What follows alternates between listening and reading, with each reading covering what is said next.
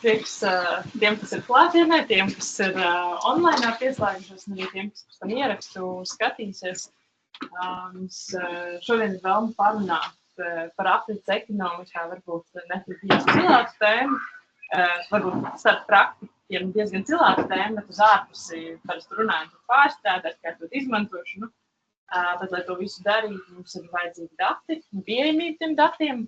Un tad šodienas domnīcas mērķis ir arī nedaudz padiskutēt par to, kādi mums dati ir pieejami būvniecībā tieši, kas iztrūkst, ko mēs saskaramies savā ikdienas darbā, vai mēs arī augstskolā, vidzemes augstskolā ar to, kuri dati mums varbūt ir pašiem jāmeklē veidi, kā viņus iegūt, kā izveidot statistiku no kaut kā, kas šobrīd vēl neeksistē Latvijā. Un, ievadā prezentācija no manis par ieskatu vienā no projektiem pētniecības, kuru mēs darbojamies, pēc tam vēlāk prezentācijas arī no Ludmilas Bernšteinas par pieredzi ar datiem un pieejamību tiem, un arī no Edija Kupča no būvniecības sektora tieši par datiem. Un pēc tam noslēgumā diskusijas starp arī ar no Zero Waste pārstāvis.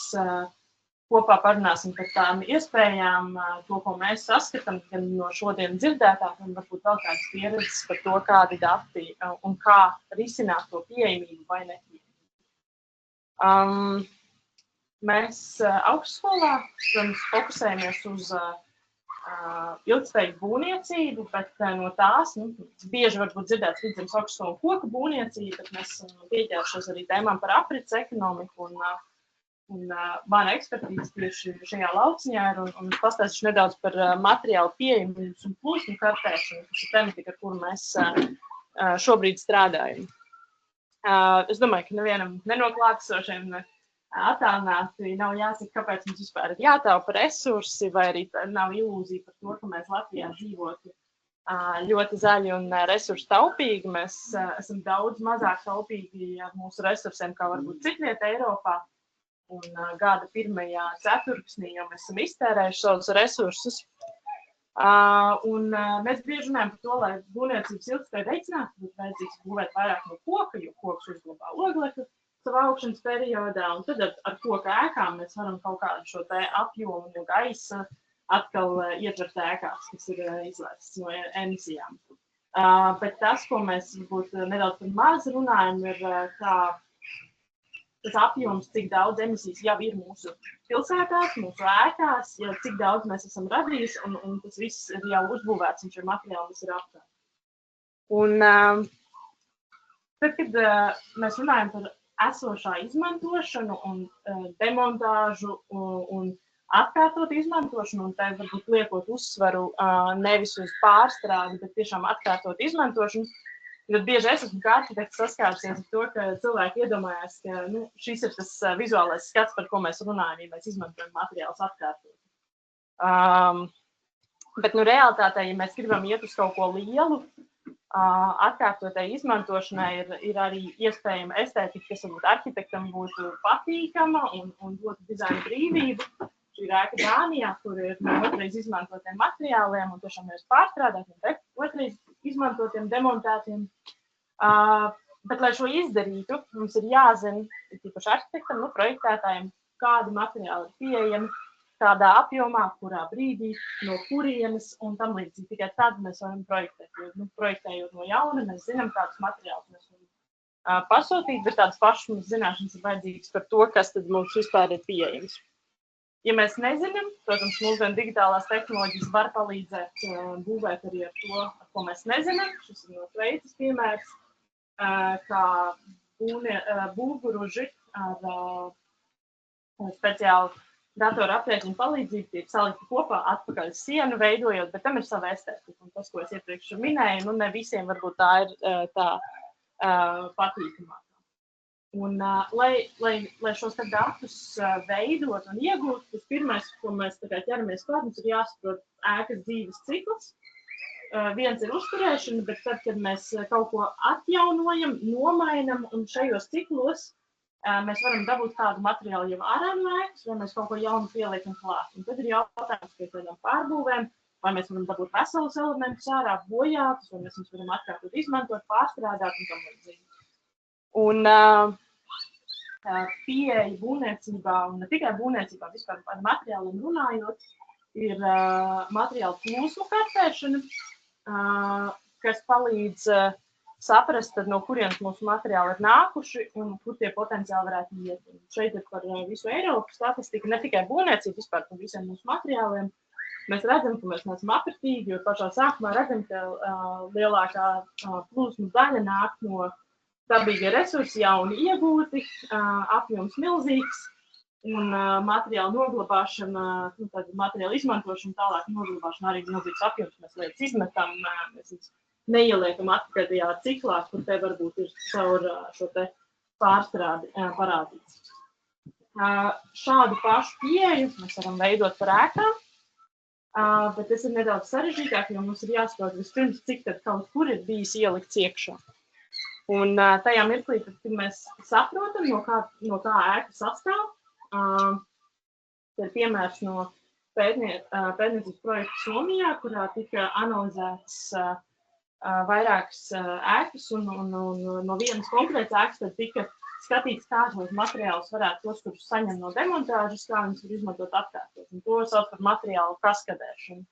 Un tad saprotot viena izmēra materiālu, vai viņu var izmantot atkārtot uzreiz tieši tādā pašā veidā, kāds tas jau ir. Nākamais variants ir atjaunot to materiālu un izmantot tādā pašā veidā. Nu, tas nozīmē, ka viņu vai nu vēlreiz no jauna sagarināt vai noslīpēt, bet aptuveni izmantot atkal tādā pašā veidā, kā viņš ir bijis. Un tad ir pārstrādāt, bet nevis uzreiz, kā mēs varbūt bieži runājam, pārstrādāt, tad tas nozīmē smalcināt un veidot to tādu, bet pārstrādāt uz laminētiem koku produktiem, un tikai tad ir pārstrādi, kas jau ir, tiksim, uz OSB, skaidru plāksnes un tam līdzīgi. Un tad pēdējais kaskadēšanas solis ir enerģijas atguve. Tas, kas notiek šobrīd, ņemot vērā gan likumdošanas ietvaru, gan tam līdzīgi, mēs lielākoties otrreizēju materiālu eksperimentējam no arī arhitekta puses un izmantojam atpakaļ dažādā apdares daļās no ēkas. Mēs viņu neliekam īsti iekšā nesošās konstrukcijās, tur iztrūkst veidi vai tas ir pārāk dārgi, kā šos materiālus testēt, bet īstenībā mēs pie tās milzīgās ēkas daļas, kas ir konstrukcijas no atkārtotas izmantošanas, pieskatāmies ļoti reti. Un tāpēc mums Vidzemes augstskolā kopā ar partneriem no Somijas, no Spānijas, no Slovēnijas, no Polijas, tāda aizmirstāt, ka ne, ir kopīgs projekts no Norvēģijas, Norvēģija vadošie partneri, Sintef pētniecības centrs, un ir projekts tieši par kokmateriālu atkārtot izmantošanu, un kā šos materiālus varētu ātrāk uz vietas būvlaukumā novērtēt, lai maksimāli būtu lētāk šis process un varētu saprast, vai to varētu izmantot vēlreiz. Kā mēs būvmateriālu stiprību novērtējam, lielākoties ar laušanu, bet tad, kad materiāls ir salauzts, otrais izmantot nevaram. Līdz to tas, ko mēs darām projektā, ne mazāk mēs, es vairāk mācoties un šodien novērojot manējā tieši pie plūsmu kartēšanas, bet mums ir pilota projekta ēka Norvēģijā, ko Trondheimas pašvaldība ir nodevusi projektam eksperimentēšanai. Tā ir šī te blakus ar sastapnēm ēkai, pa labi no tās ir gaiši zaļā krāsā, fasāde jau tagad atjaunota. Šī te vecā koka ēka, kas bija noliktavas, glabātavas pilsētā. Un šajā ēkā, te ir redzama visu pētnieku komanda, kas tiek darīts. Materiāls tiek testēts ar dažādiem paņēmieniem, mērot skaņas ātrumu, virzību materiālā gan garena virzienā, gan šķērs virzienā, ar dažādām metodēm. Katra metode tiek uzskaitīta, pēc tam šis pats materiāls tiek lausts un mērīti dati pie laušanas, cik tā stiprība ir, jo mēs ar skaņas ātrumu ceļošanu arī varam it kā noteikt, cik tā materiāla stiprība. Bet tur ir ļoti liela tā nedrošība, cik tie dati ir precīzi. Tad to pašu materiālu pēc tam lauž, saprot jau precīzāk, pie kura mirkļa tas salūza, un pēc tam to materiālu vēl dedzina un analizē arī, cik viegli vai grūti tas deg, un tas atkal palīdz noteikt konkrētas stiprības pazīmes. Un šādi testējot vairākus simtus baitu, vairākus simtus Norvēģijā, vairākus simtus Polijā un vairākus simtus Slovenijā. Atvainojos, Spānijā. Slovenija dedzina, Spāņu testē. Mēs nonākam pie datiem, kur tad ir tāda drošā robeža starp to materiālu, kur mēs ar skaņas pārbaudi varam notestēt uz vietas bulākumā, kas ir ļoti ātra. Nu, protams, noņemot nost kaut kādas riska robežas un turpmāk nākotnē, lai varētu materiālu uz vietas bulākumā notestēt, saprast, vai viņš ir vēlreiz nesoša konstrukcija. Tas ir tas, ko mēs darām. Bet, protams, var saprast, nu, kāpēc? Un tad mums vajag to pamatojumu arī, kāpēc to būtu vērts darīt reāli. Protams, ir vēsturiskie iemesli, restaurācija, ēku atjaunošana, kur tas ir pašsaprotami, bet to darīt arī ēkās, tas varbūt nav vēsturisks. Un tāpēc, lai to saprastu, cik daudz to darīt Ziemeļvalstīs ir īpaši un arī Baltijas valstīs, tad mēs mēģinām saprast, cik tad mums ir pieejamās koka ēkas potenciāli, lai šādi materiālus gan pie ēku atjaunošanas varētu saprast, vai var saglabāt vai nesaglabāt kādas konstrukcijas. Un arī pie demontāžas saprast, lai šos materiālus vēlreiz izmantot. Un par pamatu mēs ņemam vairākus pētniecības projektus no Somijas un Zviedrijas, kur viņiem jau valsts statistikā bija pieejami dati par to, kādos gados, cik daudz ēkas ir bijušas uzbūvētas, nu, vai tās ir bijušas vienģimeņu vai daudzģimeņu ēkas, un cik daudz kokmateriāls, nu šajā projektā runājot par kokmateriālu, tajās ir bijis iebūvēts, un tad materiāla intensitātes dati.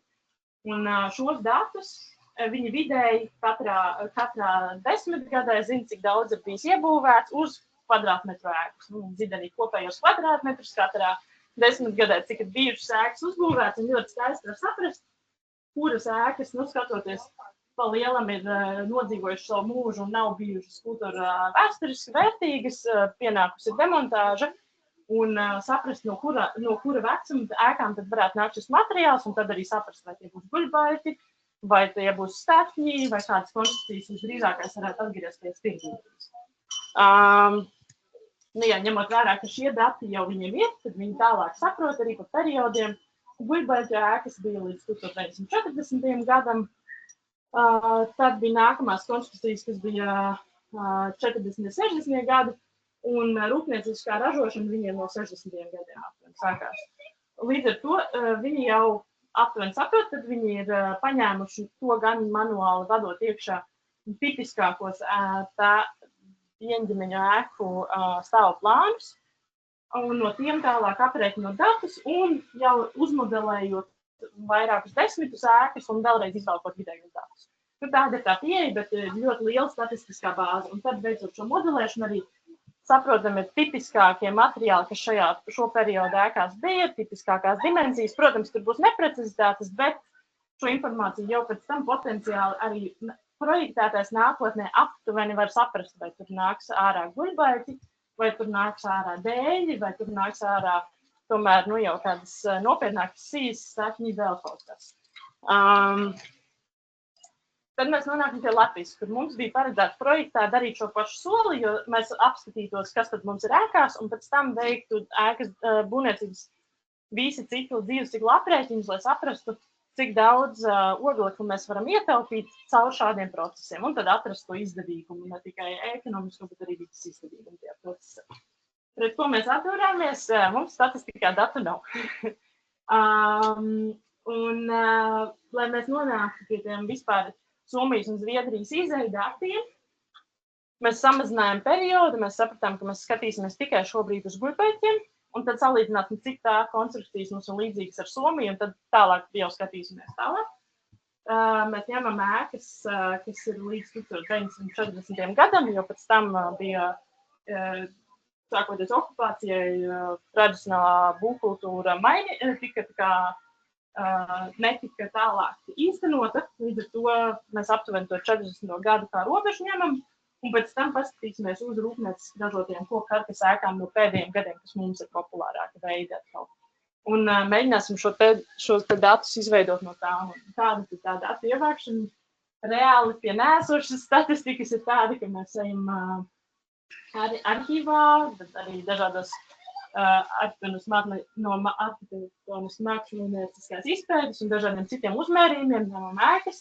Pirms mēģinām saprast tipiskākos stāvu plānus, un Latvijā pie tā soļa mēs jau esam nonākuši, ka līdz tam gadam ir varianti, ja tā ir maza ēka, tad viņai ir krusta plānojums, ja tā ir lielāka, tad vēl seko centrālā telpa vai viena vai divas, un tad ir istabas par riņķi. Un tālāk, ja tā ir saimniecības ēka, tad visbiežākais tiek vērtīgi. Mums ir divas telpas vai ejam vēl cauri. Tās tipiskākās kategorijas, protams, ir izmaiņas, bet uz tā lielā daudzuma tas ir tas, ko mēs varam identificēt. Šeit ir par avotiem un datiem, no kurienes tos mēs varam ņemt. Tad ir dažādi publikācijas, būvvaldes arhīvs, papīra formātā, protams, mantojuma pārvaldes arhīvs, gan izpētes, gan arī grāmatas un publikācijas. Un valsts zemes dienestā informācija teksta formā, kas ir šīs kadastrālās uzmērīšanas lietas, tur mēs saprotam, kas vēl ir. Šī brīža stadija, tad, ko mēs darām, mēs skanējam ēku iekšā, saglabājam plānu, nosaucam, no kurienes tā ir, kurā gadā tā bija būvēta, aptuveni, kas tā ir par funkciju, biezumi sienām, stāvu plāna forma, un tad mēs tālāk no 3D modeļa vilksim ārā visus apjomus. Un tas process ir tāds, ka ir šīs ieskanētie dati, mēs viņus savadam Excelī, tad mēs veicam 3D modelēšanu, lai izvilktu tālāk raino grāsu, neies te baigi dziļi iekšā, bet izvilkt visus apjomus, un tad atkal šajā teksta dokumentā ievadītu atpakaļ tos apjomus, ko mēs esam ieguvuši. Doma ir vēlāk, mēs šobrīd fokusējamies tikai uz Vidzemes reģionu, jo tas apjoms ir milzīgs, kas jāizdara, bet tad bāzējoties šiem kadastra datiem, tad to multiplicēt tālāk uz visu Latviju, lai saprastu kopēju apjomu. Tad, faktiski, no nulles saprast tikai tāpēc, lai saprastu, vai tad mums tas koku materiāls būs tādā apjomā pieejams, lai būtu jēga viņu vēlreiz atkārtot izmantot.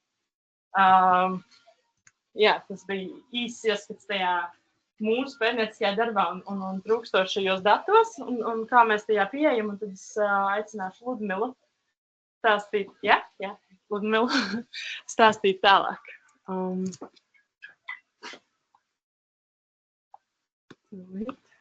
Paldies! Sveiki visiem, kas ir saņēmies šodien, tomēr nonāca līdz šejienai tik karstā dienā. Paldies tiem, kas pieslēgušies ir attālināti. Mani sauc Ludmila Bernšteine. Es esmu vieslektore Vidzemes augstskolas jaunajā būvniecības skolā un esmu arī studiju programmas direktore Rīgas būvniecības koledžā. Un jau ilgus gadus strādāju būvniecības industrijā ar dažādiem jautājumiem, gan kā pasūtītāja pārstāvis, gan būvlaukumā, gan ar ilgtspējas jautājumiem dažāda izmēra būvēs, ar dažāda mēroga jautājumiem. Un šodien es nedaudz pastāstīšu par to, ko es esmu redzējusi saistībā ar šiem datiem būvniecībā, kur mēs viņus rodam, kas šobrīd varbūt ir vai nav. Un nedaudz pirms vispār es skaros klāt datiem, es gribētu ieskicēt, kādas tad ir mūsu, kā sabiedrības attiecības ar būvēm. Mēs pārsvarā būvējam tad, kad mums vajag. Pārbūvējam, tad, kad mums vajag, tajā momentā, kad mums ir vajadzība, tad mēs būvējam, un šī būve lielākoties ir vērsta, lai atrisinātu mūsu šī brīža vajadzības vai problēmas. Bet īstenībā tās būves visticamāk pārdzīvos mūsu pašus. Vismaz mani lielākā daļa pārdzīvos, un mana māja, kur es dzīvoju šobrīd, ir no 7. gada, 1907. gada. Līdz ar to viņa jau ir daudz ko pieredzējusi, stipri vairāk nekā es. Un līdz ar to vienmēr ir šis te jautājums, cik ilgi dzīvos būve un kā mēs dzīvosim ar šo te informāciju, kur mēs viņu ņemsim, kā mēs ar viņu nonāksim un kur mēs viņu glabāsim. Un rod šī problēma ar informācijas zudumu laika gaitā. Tīpaši ņemot vērā šīs atšķirības dinamikā starp būvi, kur rodas vienā konkrētā laika momentā, un tad ilgstoši dzīvo daudz ilgāk nekā šī informācija, nekā tie, kas to būvēja, nekā tie informācijas turētāji. Un tas, ko es stāstu arī Vidzemes augstskolas studentiem, priekšmetā projektu vadība ir par šo te informācijas apriti jebkurā projektā. Un informācijas apritei ir ļoti raksturīga tādas lielas informācijas zuduma bedres, pārējot no vienas stadijas uz nākošo. Un šeit jūs redzat tāds grafiks ar to, kas notiek, pieņemsim, noslēdzoties būvniecībai, ar informāciju un informācijas vērtīgumu pēc būvniecības. Notiek diezgan liels informācijas zudums pat pie digitālo rīku lietošanas. Ja? Vienkārši nenotiek informācijas apriti tālāk. Un šeit ir svarīgi, lai šī daļa informācijas kaut kur arī saglabājas un paliek, un lai mēs saprastu, cik viņa ir vērtīga visā šajā procesā. Bet tas nav nekas unikāls. Nu, nav tā, ka būvnieki ir slikti un tikai viņi tur uzreiz visu aizmirst, visu pazaudē, lai visas pēdas noslēgt. Nē, tas ir absolūti normāls process pie jebkura projekta attīstības, pie stadijas mainas, notiek šī kvalitatīvā un kvantitatīvā informācijas zuduma process. Un tas notiek dažādās stadijās. Vai tā ir projektēšana, ideja, kas pāriet projektēšanā, projektēšana pāriet būvniecībā un būvniecība pāriet eksploatācijā. Un šeit kaut kādā momentā notiek, pieņemsim, pārbūve vai jaunas funkcijas pielietošana būvei, un atkal mēs redzam, ka ir kaut kāds šis informācijas bloks zudis par būvi tās dzīves laikā, kas ir absolūti tāda, laika ietekmes rezultāts. Un kas tad notiek praksē? Praksē, manā pieredzē, jo šodien es stāstu par savu pieredzi, ir bijuši dažādi veidi, kā tad risināt šos te jautājumus būvniecībā, reālām būvēm. Man tā gribētos, lai mums būtu tieši tāda pati statistika, kā Marija stāstīja par Skandināvu valstīm, bet, diemžēl, man nav gadījies ar tādu sastapties šeit Latvijā. Līdz ar to manā pieredzē ir bijusi nepieciešamība strādāt ar arhīva materiāliem, un, kas interesanti, nevienmēr arhīva materiāls ir avots par būvi, par tiem apjomiem, par izmantotajiem materiāliem. Diezgan bieži, godīgi sakot, ar pagājušā gadsimta sākuma būvēm informācijas avoti ir vecās mācību grāmatas. Konstruktoru mācību grāmatas, arhitektūras vēstures mācību grāmatas, no kurām var iegūt informāciju gan par materiāliem, gan par tehnoloģijām, kā tika būvēts, kas tika izmantots un kādi ir bijuši šie gan savienojumi, gan principi būvniecībā. Un šeit ir jāņem vērā, ka arī mūsu izglītība, kā procesa dalībniekiem, tiek iegūta noteiktā posmā. Visbiežāk tas ir tāds jaunības posms. Ja mēs skatāmies, ja jaunība ir līdz 45, tad agrā jaunības posmā, un tad mēs ar šo te informāciju dzīvojam, kaut ko papildinam, bet tas ir tas moments, kad mēs iegūstam to mūsu klasiski lielāko akadēmisko izglītību, un pēc tam viņu izmantojam tālāk. Līdz ar to bieži vien gadās, ka tas profesionāls savā izglītības ciklā ir bijis tuvāk tās būvniecības principiem, nekā viņš ir šodien, kad viņš strādā jau ar jaunām būvēm vai ar šīs te pašas būves atjaunošanu. Līdz ar to ir svarīgi šī te arī vēsturiskā izglītības dokumentācija, mācību grāmatas, arhīvu materiāli. Arhīvs, ir tas, kas var kalpot kā informācijas avots par būvi, par to, kas viņā tika izmantots, bet, godīgi sakot, manā pieredzē tie apjomi ir diezgan tādi vispārīgi. Mēs varam iegūt informāciju par kopējiem gabarītiem, varam iegūt informāciju par tādu, koka būve vai akmens pamati. Ja? Cik daudz kā, tad ir jāiet jau jāpēta dabā. Vēl pozitīvi ik pa laikam ir šī tikveida apbūve, kas ir padomju mantojumā, mums iegūta, kur tad var atrast specifiskos arhīvos šo te jau detālāk informāciju, gan ražošanas informāciju, gan projektēšanas informāciju. Un te ir arī privātie arhīvi.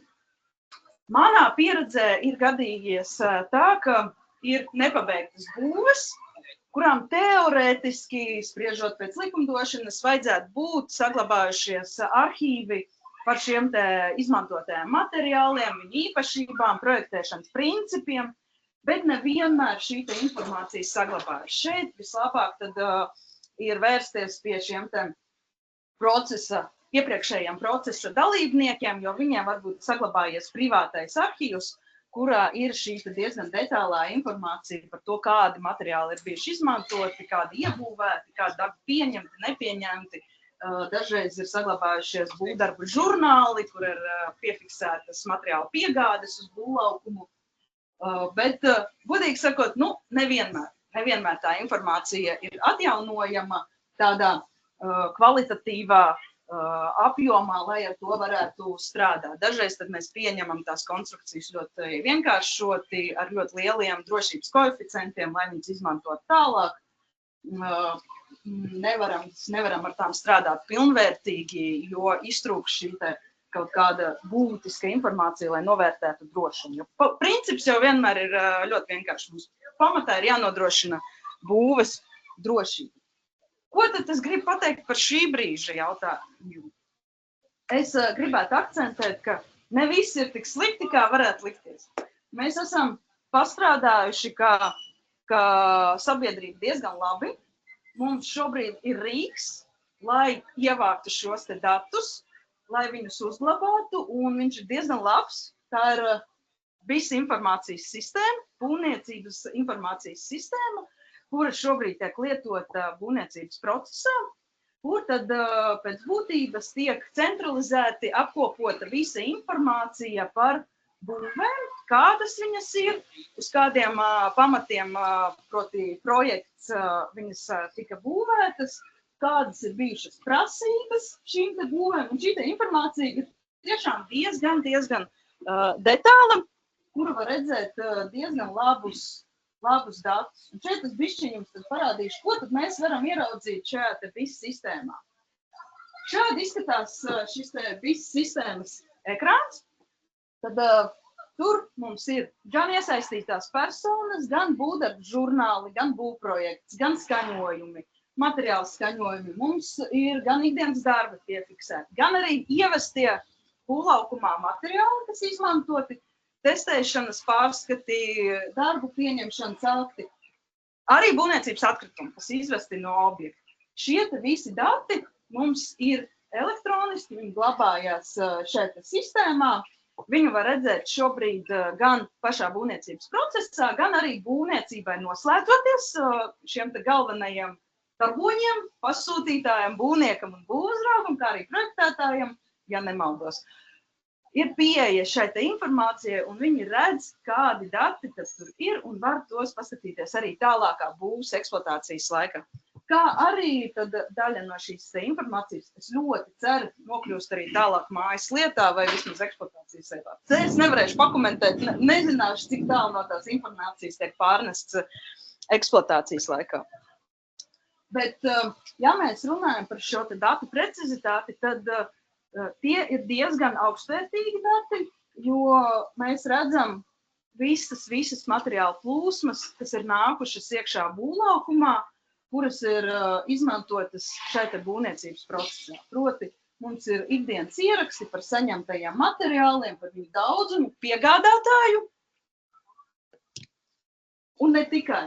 Mēs arī iegūstam tādu lietu, kā ļoti specifiskus tehniskus datus šiem te materiāliem, kas ir piegādāti. Proti, šāda sistēmā pie katra materiāla apjoma tiek pievienots arī atbilstības deklarācijas un certifikāti, ja tādi ir. Proti, tad mums ir gan šie te tehniskie parametri materiāliem, un mēs zinot gan tekošos standartus šajā laika periodā, kad būve tika būvēta attiecībā uz materiāliem, gan zinot šo te ražotāju, kas to veic, mēs varam diezgan labi prognozēt šī te materiāla uzvedību, gan tajā būvniecības posmā, eksploatācijas posmā, gan arī izmantojot šo te materiālu atkārtot. Mums jau ir šie te izejas dati, uz kuriem var strādāt tālāk. Un šādi te mums tiek noformēts kurš materiāls, kas tiek ievests būvlaukumā. Bet tas jau nav viss. Mums jau ir tādi materiāli, kas varētu būt kā komplekts, pieņemsim. Ja? Durvis, pieņemsim. Šeit man ir paraugs durvīm, kas tiek aprīkotas gan ar rokturiem, gan ar rokturiem, gan ar atgāžņiem, gan ar pretplāksnēm. Un tad arī visa šī informācija par komplektiem arī tiek ievadīta šajā BIS sistēmā kopā ar visu tehnisko informāciju, kas attiecās uz atsevišķām daļām šiem produktiem.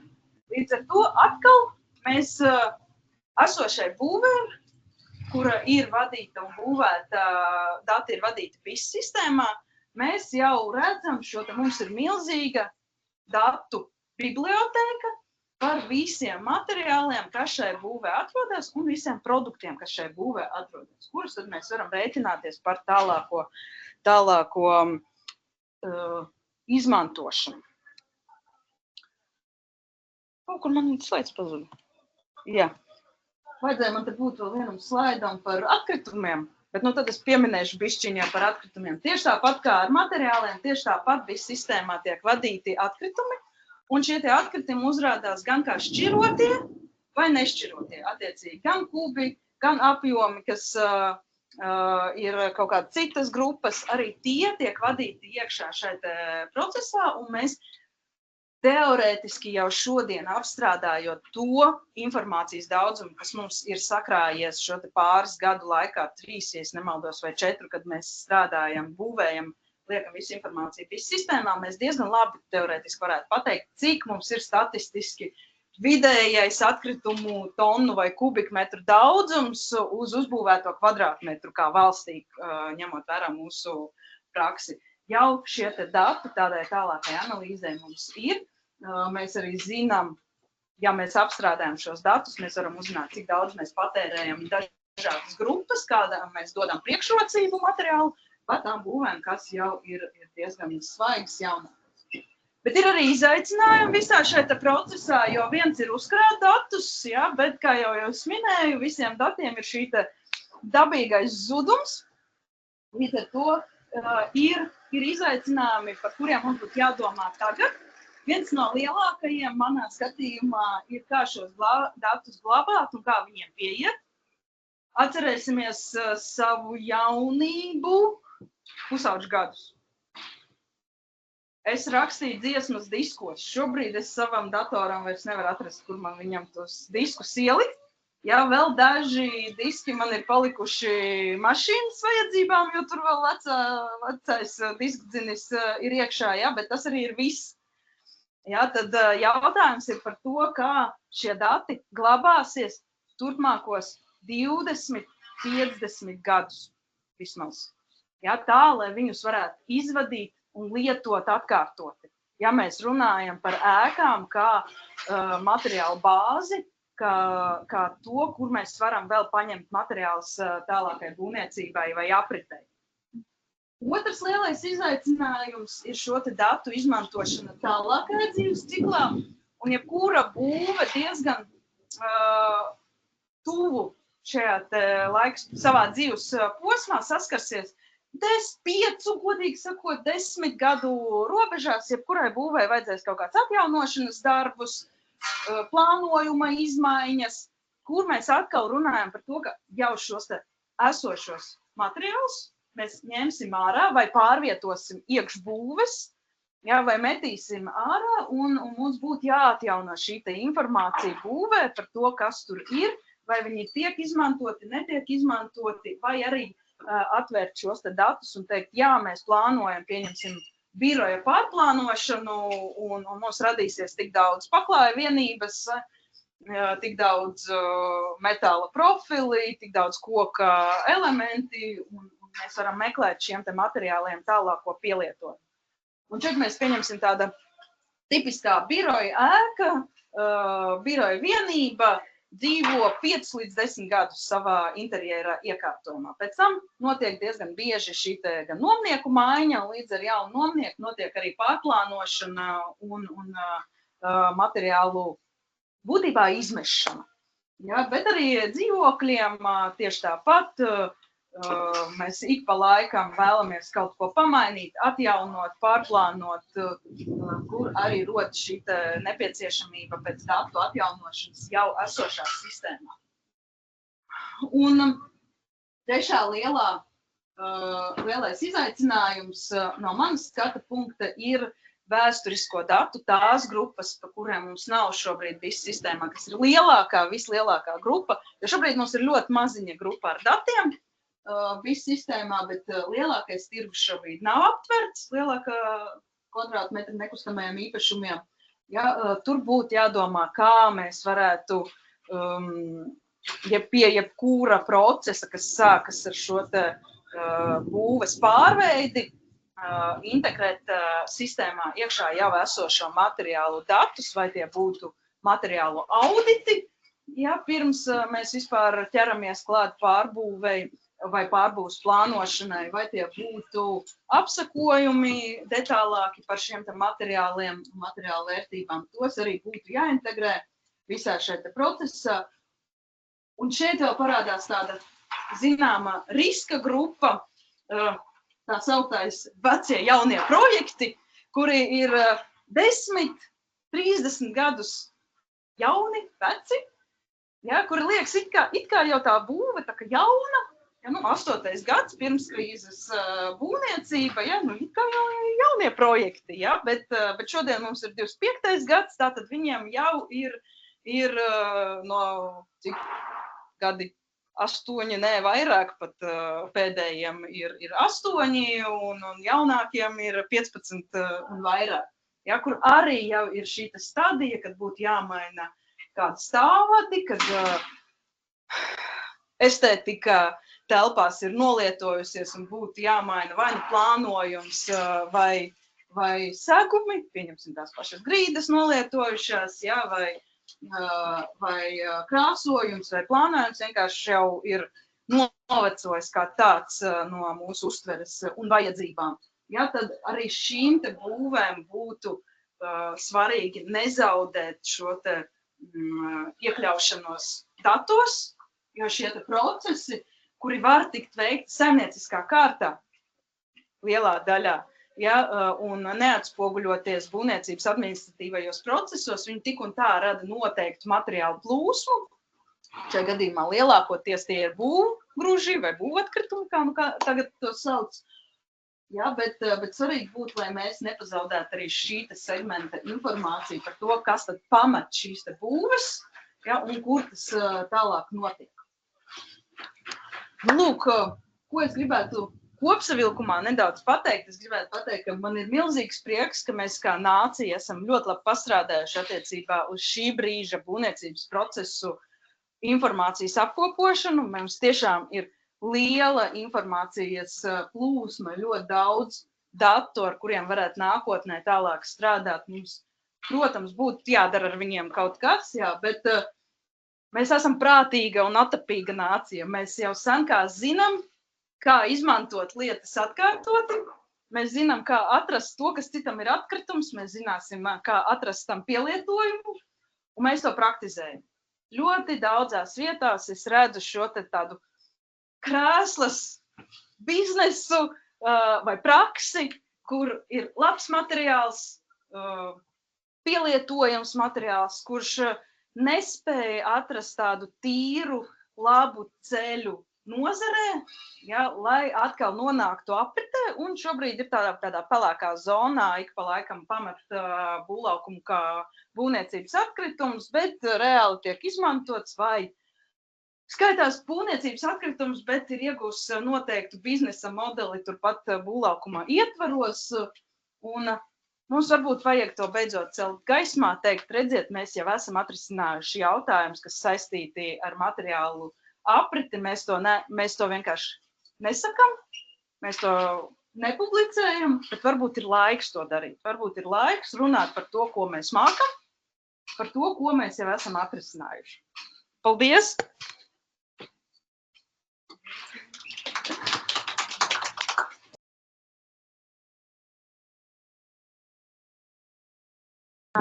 Es varbūt sākšu ar nelielu jautājumu tev, Laura.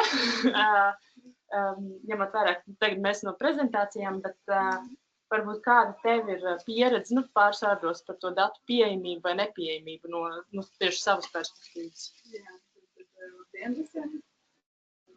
Esmu Laura no Vierovēs Latvijas, kuriem man ir tāds prasības, man vajag pārzināt būvniecības statistiku. Es ar būvniecības vispār esmu uz jūs, neko par to nezinu. Bet es tad interesi pēc arī paskatījos, ko var dabūt un kādi ir tie dati un kā viņi iet kopā. Centrālā statistikas pārvaldē viss izskatās ļoti labi, tur ir ļoti smuki pa kategorijām salikts, cik mēs esam savākuši, kur mēs mums esam likuši. Praktiski sakrīt arī tur tas, cik mēs esam ievākuši, cik pārstrādājuši, cik noglabājuši. Tur viss ir labi, bet tā realitāte, cik mēs zinām, ir visam citādāka. Jā, tas laikam tad pirmais punkts ir par to, kā vispār mēs to datus iegūstam, no kurienes. Jo statistikas pārvalde kopumā ir ļoti labi, man ir tāda laba pieredze ar viņiem, bet kas ir tas, kur viņi ņem šo datus, kādā veidā savāc, tas varbūt ir arī jautājums jums, jūs noteikti labāk zinat to praktisko procesu, kā tas notiek. Un tas otrs, tāda piebilda arī pēc tavas prezentācijas, Ludmila. Paldies, tu ļoti labi daudz lietas ieskicējies, tevis tas pēdējais teikums par to, cik daudz mums vākt un uz kā pleciem uzlikt to datu vākšanu. Vai to dara privāta persona? Es tur tagad pasaku, ka es izmetu vienu paklājumu tā. Man liekas, tas būtu ļoti neefektīvi. Un ja tā par visām kategorijām, ne tikai par būvniecību, bet visur mums būtu pašiem jānorāda, ko mēs esam nopirkuši, izmetuši. Un tā tas būtu beigās absurds, ļoti daudz laika tiktu tērēts. Tas laikam tas otrs lielais jautājums, kuram tad vajadzētu tos datus vākt un kādā veidā. Tā kā tas tāds mans pirmā refleksija pēc tā, ko es dzirdēju kopumā. Un, Edī, varbūt tu vari tagad redzot gan par šiem izejas datiem, gan arī skatoties, varbūt arī vispār reflektēt uz kādu no prezentācijām, tādu būvniecības vēl koptvērumu no tavas puses par datiem pāris vārdos. Jā, man liekas, vārds dati, tas ir tāds diezgan izaicinošs jautājums. Dzirdiet? Jā, dzirdam. Jā, vārds dati, man liekas, tas ir tas izaicinošākais jautājums, jo viņi ir, bet vai viņi palīdz mums, tas ir tas lielākais jautājums kopumā, jo tā, kad taisījām attiecīgi vadlīnijas par būvgrūžu šķirošanu, arī visu laiku jau nonāca pie tā viena secinājuma, kad statistiski jau visi skaisti, viss tiek sašķirots, bet ka mums jāskatās jau detalizācijas līmenī, tad mēs nonākam, kad nekas nav īsti tā kā gribētos. Un, protams, kad mēģinot arī virzīties uz priekšu par šādu datu apkopošanu, arī no būvniecības, kā saka, procesa gaitā iegūtiem joprojām saucamajiem būvgružiem, protams, kad atkal nonāk pretīm ir kurš un kādā veidā viņus apkopot un kādas investīcijas tam ir vajadzīgas un mūsu projekts, kas bija paredzēts mazam, lai šo plūsmu kontrolētā veidā uzrādīt, arī apstājās, jo viss bija saistīts diezgan lielā mērā arī ar tādu attīstību un ieinteresētību visās pusēs. Tas, ko es varu teikt, jā, kad no tiem datiem klausoties arī tās abas divas prezentācijas un mēģinot saprast un zinot, kad fonā iespējams mums būs no Eiropas projekta un sadarbībā ar Rīgas enerģētikas aģentūru jāmēģina un jādomā skatīties, kā esošas sēkas pārbūves kā saka, ciklā, ja viņš notiksies, kā uzskaitīt datus apratīgas būvniecības indikatoru mērīšanai, ko būs izstrādājuši citi grupas dalībnieki, un iespējams viņi jau varbūt ir jau pat zināmi kādā vietā jau. Mana bažām jādomā, kā viņus uzskaitīt tagad, jo no kurienes ņemt datus, un tur es varu piekrist kaut kādā ziņā arī Ludmilas teiktiem, kad jautājums ir, dati ir viens, bet praktiski jau viņus lieto tos materiālus. Un jautājums, vai vienmēr ir jābūt datiem apakšā, lai tu varētu viņus lietot atkal uz otru pusi, ja tā praktiskā rīcība varbūt tās ir svarīgāka un atbildot to, vai un kam ir atbildība, ja tu nepanāksi to rezultātu, kad šie būvgruži vai materiāli, ko mēs vismaz uzskatām par materiāliem, ir reāli vērtīgi, Tikmēr droši vien, ka tā interese kaut ko darīt būs daudz mazāka nekā tā iespēja kaut ko darīt. Un tad joprojām mēs atgriezīsimies pie tā, ka vieglāk ir izmest nekā kaut ko ar viņu darīt, bet īstenībā tā nav. Un ja radītu šiem materiāliem tādu skaidru vērtību, tad es domāju, to ieinteresēto pušu būtu daudz. It īpaši, es domāju, pats īpašnieks būtu ļoti interesēts, kad viņa resursi ir kaut ko vērti. Un ja viņš viņus uzskaitītu, parādītu, ka tie ir viņa resursi, viņa īpašumā, tad arī domāju, ka būtu interese tālākam ciklam. Jā, tas ir diezgan interesanti, ko tu pieskāries tieši par šo te, reāli pēc tam to datu izmantošanu. Un es arī domāju par Ludmils minētu un arī tavējos, kura pleciem ir datu vākšana. Man nedaudz parādās tas jautājums arī, vai tā datu, par ko Ludmila pieskārās datu apstrāde, vai tas ir mājas darbs, es nezinu, vai, negribu uzreiz teikt jums kā būvniekiem, bet vai tas ir tiešām mājas darbs kādai no pašvaldībām, kur, teiksim, par savām ēkām, tad ēku apsaimniekotēm par savām, un kaut kādi jau nevis tikai datu ievākšana, bet jau apstrāde lietojumā formā, vai arī tas paliek, kā tas ir šobrīd. Es kā arhitekts reflektējot, var teikt, es vācu datus iekšā, meklēju, ko var apstrādāt, un tad skatos, kā viņus izmantot. Kas, protams, nenormāli paildzina visu projektēšanas procesu, un reāli, tas ir iespējams tikai tādos, atsevišķos pilotu projektos, nevis, teiksim, lielā mērogā to īstenot. Varbūt kādam no diskusijas dalībniekiem par šo, teiksim, to uzņemšanos apstrādāt jau tālāk tos datus, lai viņus varētu izmantot. Jo, arī, teiksim, visā šobrīd ir tiešām bagātīgs tas klājums, bet ja es kā, arhitekts sāku domāt, no kurienes viņus ņemt, jo viņus tā kā uzreiz no tiem projektiem, tā kā netiek, visiem datiem klāt. Un tad šī te apstrādājumības līmenis. Ja mēs runājam par visa datiem, tām ēkām, kas šai posmā, kas ir būvētas un ievadītas viss sistēmā, pienākot viņām šim te nākošajam dzīves ciklam, manā skatījumā viņi ir lietojami tie dati nākošajam procesa dalībniekam. Ir projekts, mēs to darījām jau tāpat bez visas sistēmas. Ja mums ir ēka, mēs gājām uz arhīvu, meklējām projektu, lai saprastu, kas tur ir iekšā, bet mums nekad nav bijis mērķis identificēt šos te materiālus kā resursu. Iepriekš, ja neskaita atsevišķus gadījumus, lielākoties mēs gājām saprast drošību, gājām saprast pieļaujamās slodzes, kaut kādus siltumtehniskos jautājumus, atsevišķos gadījumos bīstamību, bet mēs negājām skatīties par informāciju par šīm ēkām kā par resursu krātuvi. Ja, bet process jau kā tāds ir bijis. Tā daļa no visa projektēšanas darbu klāsta. Tagad vienkārši mums ir šī iespēja par šīm jau ievadītām ēkām paskatīties uz viņām savādāk, paskatīties jau tādā nozīmīgākā informācijas apjomā kopumā. Jautājums ir par to, ka mums ir jāsaprot, kad radīsies šīs tirgus šiem materiāliem. Jo, protams, ka pieprasījums pavilks arī šo te vajadzību pēc materiāliem. Bet būsim reāli. Arī skaidrs kādreiz tika krātas čupās, mētājās visur, kur es vēl atceros savā bērnībā pie gateriem šo tas milzīgos skaidu apjomus. Ejiet, tagad atrodiet skaidu čupu kaut kur. Tagad tas ir diezgan vērtīgs izēju materiāls, kurš tiek pārstrādāts. Mēs no tā ražojam būvniecības produktus. Ja, un mēs vienkārši esam atraduši šim te materiālam tirgu. Ja, līdz ar to es pieļauju, ka kaut kādā momentā mēs arī redzēsim šiem jau iebūvētajiem materiāliem arī noteikti tirgu.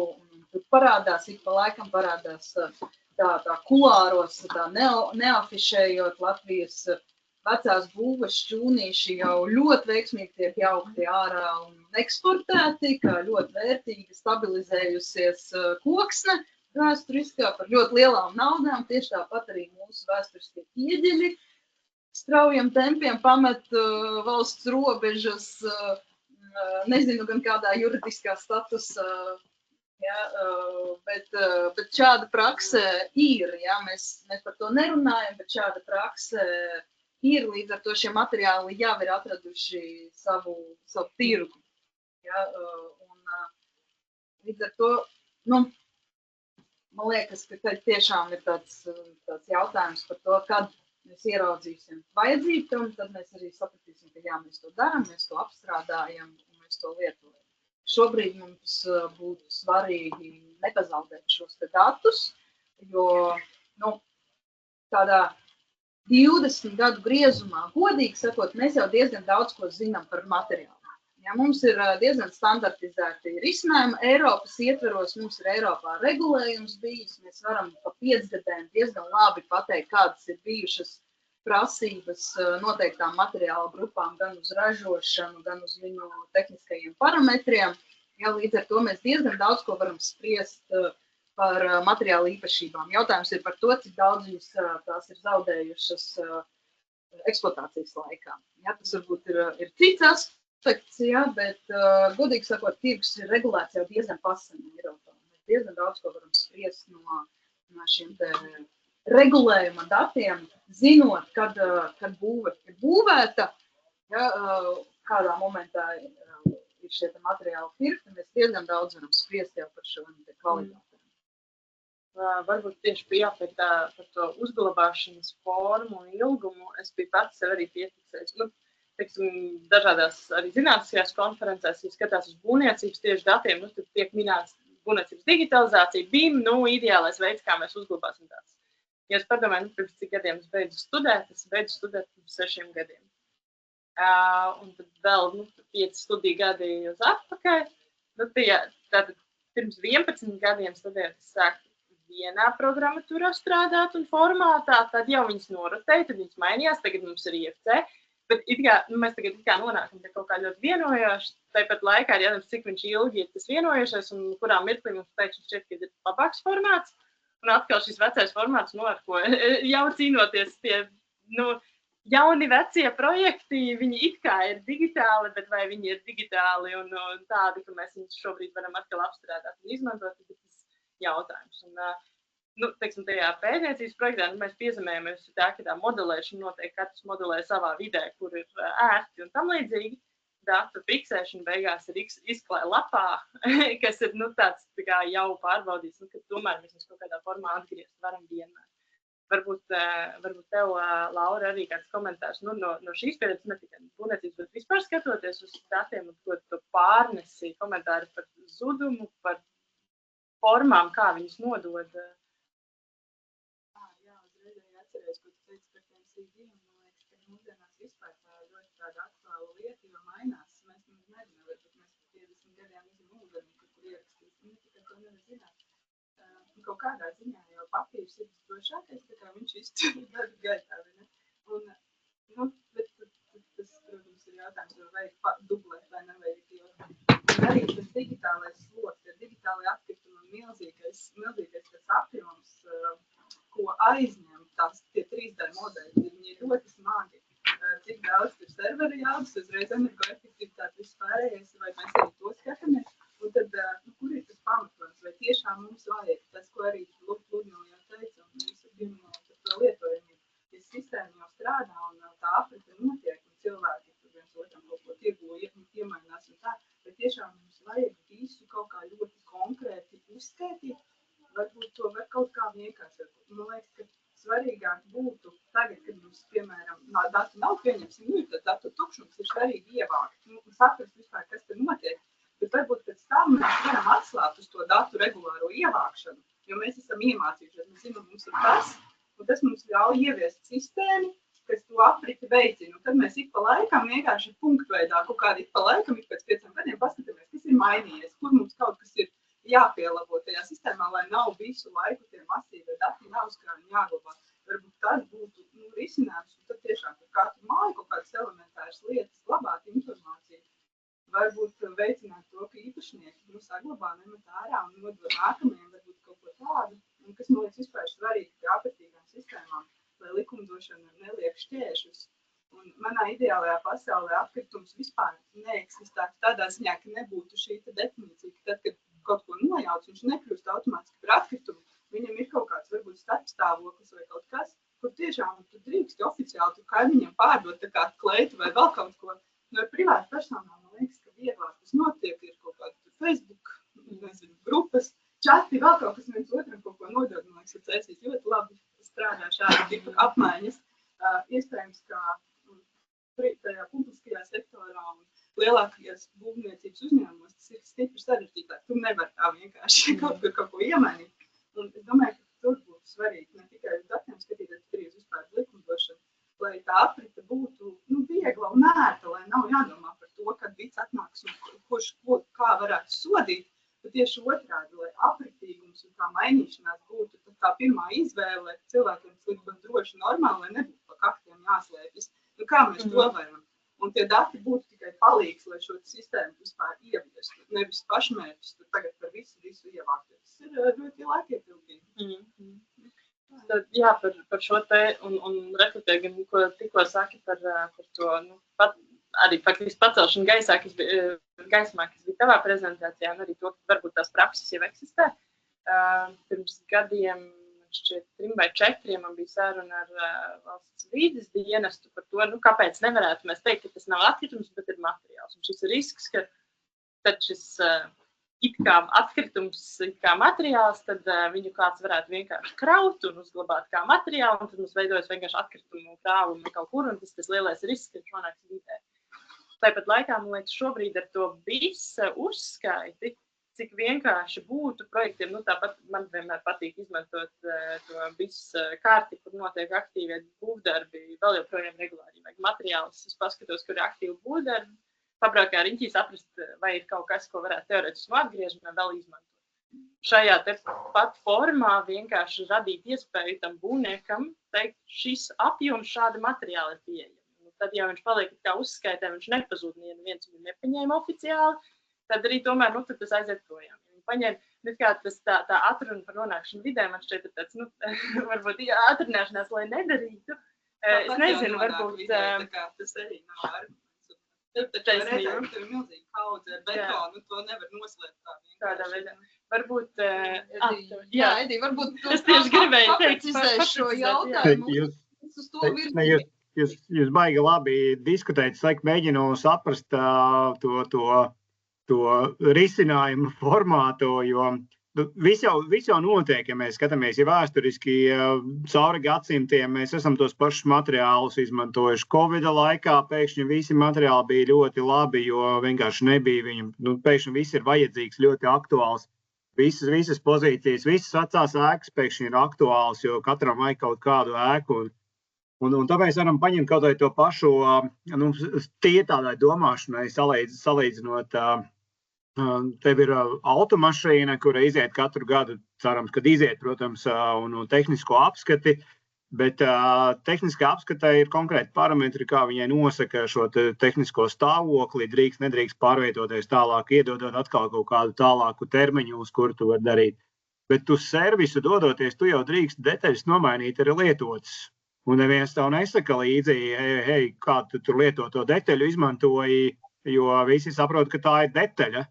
Viņas tehnisko stāvokli arī var noteikti saprast, tev nevajag, kā saka, varbūt, lai nav zakta, ja, bet citādāk jau tev tehniskā pase konkrētai detaļai vienmēr nenāk līdzi. Tu esi izmantojis vienkārši legāli iegādātu šo te materiālu un izmanto. Viņi, protams, nevar salīdzināt, kā tiek izmantots šis materiāls un kādos apstākļos viņš strādā un kā vērtēt viņa tehnisko stāvokli. Bet tāpatās ir kaut kādi parametri, kad autoindustrijā, piemēram, lietot tās izēju materiālu ļoti labi, kā materiālu plūstas. Kaut vai auto šrotā, tā čupa, kas tur stāv, viņa, kā saka, arī ir izmantojama, ja? Tāpēc jau viņa pēkšņi nav slikta. Tad jau vajadzētu arī tur ieviest vides standarts, jo eļas noplūšanas un viss pārējais, kas tur veidojās, ir daudz cits. Un te ir jautājums, kāpēc būvniecībā mēs esam mēģinājuši sevi tik fundamentāli iegrožot, izvairoties no kā un nemēģinot neko. Tie paši, kad mēs būtiski nesen ar Cēsu novada, kā manējā dzimtā novada kolēģiem bijām valsts vides dienestā, kur tieši diskutēja par to materiālu, ja pašvaldības ietvaros, nezinu, kāda ēka tur padās, kā saka, tagad aktīva būvniecība notiek dažādos vecajos objektos, paliek pāri kaut kādi vecie logi, paliek pāri kaut kādi bruģis, kaut kāds bruģis apjoms, bet, šodien un tagad viņu vēl nevajag, ja? Bet, ko ar viņu darīt? Viņš jau var stāvēt, nekāda jau vaina tam bruģim nenotiks. Viņš stāvēja gan uz lietošanas kārtā, gan uz paletes viņš var stāvēt. Un ļoti, ļoti normāli, tāpēc jau viņš nekļūst par būvgrūzi tajā brīdī. Viņš ir materiāls un viņš varētu iespējams pat ar gadu nostāvēt, bet atkal tie regulējumi. Un tāpēc tas jautājums noteikti ir, kad mēs paši esam, man liekas, aizgājuši tādā pārspīlējumā kaut kādām lietām. Dati arī ir, protams, laba lieta, ko izmantot statistiski, bet, ja skatās tos starptautiskos, kad un tuvākās Skandināvijas, kur arī tu, Marija, ka vairāk es jau biju tieši dzīvajā ēterā ar šo te informāciju. Protams, ka tur daudzās vietās iestājās arī valsts vai pašvaldība ar šo kā pirmo soli, jo ekonomiskā vilkme, tas, ko tu, Ludmila, pieminēji par tām skaidām, ekonomiskā vilkme, protams, radās tad, kad radās vajadzība kādam pēc tā materiāla, un tā bija kaut kāda krīze, kaut kādi ietekmējošie faktori, un mēs jau to esam runājuši kādos citos arī formos, bet Covid un karš Ukrainā ļoti labi parādīja, ka pēkšņi tiem resursiem nav vairs miskastes, būvgrūži, vecie dēļi, vecais kaut kas, vecās durvis, pēkšņi visam ir vērtība, pēkšņi siltumnīcu var uzbūvēt nevis pēc standartām, nevis pēc principiem, bet izmantojot vecus logus, vai uztaisīt vēl kaut ko, un tas ir tas stāsts, vai tev verandai vajag nomainīt vecai mājai uz pakašlogiem, vai tu vari izmantot citus vecus logus vienkārši, lai viņa turpinātu savu tālāko dzīvi, jo tur varbūt to energoefektivitāti nemaz nevajag. To logu nomaiņu jau vien iegūsi daudz lielāku pienesumu energoefektivitātē nekā vēl mainot kaut ko.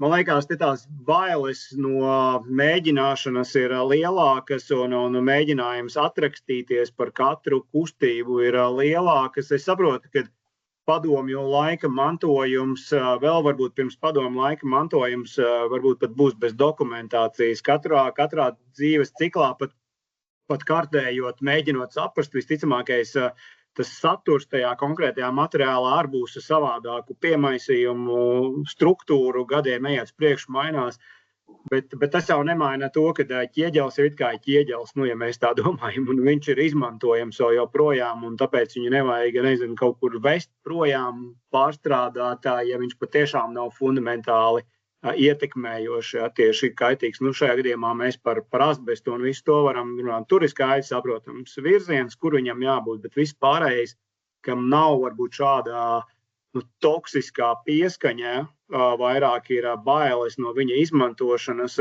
Nerunāšu par dizainu, ja? Dizaina elementi, vizuāli elementi, tas iet uz urā, bet mēs šeit runājam tiešām par tādu fundamentālāku jau. Jo tirgu pieprasījums ir, mani pat prasījuši, vai ir kaut kādi tilta elementi, kas ir mērogā. Tas nav ķieģeļi vai kaut kāds bruģis vai loks viens, bet tas jau ir vesels iedomājamies tilta elements. Ja? Tas ir tāds mērogā, ja? Pat vedot viņš būs redzams. Ja? Un tad mēs varam iedomāties, ko tas nozīmē un kā to pierādīt. Tā kā tās domas, man liekas, ir daudz un dažādas, ko varētu darīt un kā, bet, man liekas, visam aizmugurē jārīkojās, ir jāņem vienkārši jārīkojās. Varbūt es tev pajautāšu vienu papildu jautājumu, tad saruna ar valsts vides dienestu un par šiem datiem, vai viņi ievirzījās jau kādā labvēlīgā, potenciāls risinājums, kā šos te reāli labos materiālus un bieži pat, ja mēs runājam par durvīm logiem, tie vispār ir produkti, pat ne materiāli. Kā tos tomēr nedefinēt kā šo te atkritumu? Es tā teiktu tā, ka soli tālāk ir, jo, protams, tie pēdējie regulējumi ļauj dažus no materiāliem izmantot. Ja? Tas ir vismaz solis tālāk, bet otrā pusē, protams, ir joprojām tas salikums, kur nosaka, kaut vai tajā pašā pusē, piemēram, zinātnieki pasaka, šajā materiālā ir patiešām tādas vielas, tāpēc viņi nevar tur un tur nolikt vairāk. Ja? Lai gan viņš, nu tā pēc definīcijas, ja viņš stāvējis konkrētā, nezinu, tā būtu kaut kāda siena vai nesošā konstrukcija, tu viņu pārvieto kaut kur citur, kamēr viņai kā siena, tikmēr viņam nekāda vaina tur nav, ja mēs nevērtējam viņa toksisko stāvokli un viņa ietekmi uz vidi tajā brīdī. Mēs vienkārši pieņemam, ka šī ēka jau gadiem tur stāvē, šis infrastruktūras elements. Līdz ko tu viņu izkustini, tas nozīmē to, ka viņš pēkšņi ir mainījies struktūrā. Ja? Un tas ir tas galvenais iemesls, ka tajā brīdī, protams, ir viegli pierādīt, ka tas ir ķīmiskais salikums, kurā ir vielas, kuras ir kaitīgas dabai, un no šodienas priekš mēs vairs tādas negribam izmantot. Un kā rezultātā aiziet tā visa ķēdes posms, kad pēkšņi to materiālu vairs nevaram rīkoties. Bet atgriežos atkal, nu, tas ir materiāls, kurš ir saražots. Mēs mēģinām izvairīties no visa, bet nu, tas laikam nebūs īstais ceļš, kur iet. Mēs varam sākt domāt. Nu, kā es teicu, automašīnas arī iziet katru gadu tehnisko apskatu, un ja mēs kaut vai tik daudz kā mājām izietu katru gadu šo tehnisko apskati, ja, kas it kā ir paredzēts, pat katrai mājai vajadzētu būt, un kad katrai mājai īpašnieks gribētu turēt šos dokumentus par komunikāciju, kā saka, tēmām par to, kādi materiāli viņa ēkā ir, viņš zinātu vienmēr, ka tie ir resursi. Viņš zinātu vienmēr, kā viņiem rīkoties. Viņš varētu piepirkt klāt to, ko viņam vajadzētu loģiskāk, nevis vienkārši izraut visu garo vadu ārā vai nomainīt visu, bet viņš tikai pat elements varētu nomainīt. Bet tas ir tas stāsts par to, ka katram būtu jāmaina tā kultūra, kad viņš ierauga to ēku kā nu, dzīves savu vidi, telpu, bet tai pašā laikā viņš redz arī, ka tas ir kaut kas vairāk nekā vienkārši ēka un pērkot to īpašumu. Tu gribi tādu kaut ko paņemt līdzi sev, ka tie ir materiāli, tie resursi un gudra izvēle. Mēs arhitektūrā bieži sakam, ka tai pieejas maiņai ir jābūt no ēkas kā projekta vai produkta, nu, vienā vai otrā variantā, uz vairāk ēku kā procesu. Jo, ja mēs runājam par procesiem, tas nozīmē, ka procesiem viscauri ir kāda vadība, organizēšana, vēl ir izvērtēšana un tam līdzīgi. Un redzēt tās ēkas vairāk kā procesus, nevis kaut ko gatavu vienā mirklī. Un tad pēc tam viss, kas notiek, ir tuvošanās dzīves cikla beigām vai pārbūvē, no savā ziņā. Varbūt par vidas piesārņojumu. Jā, kāds jautājums to es neredzēju. Jā.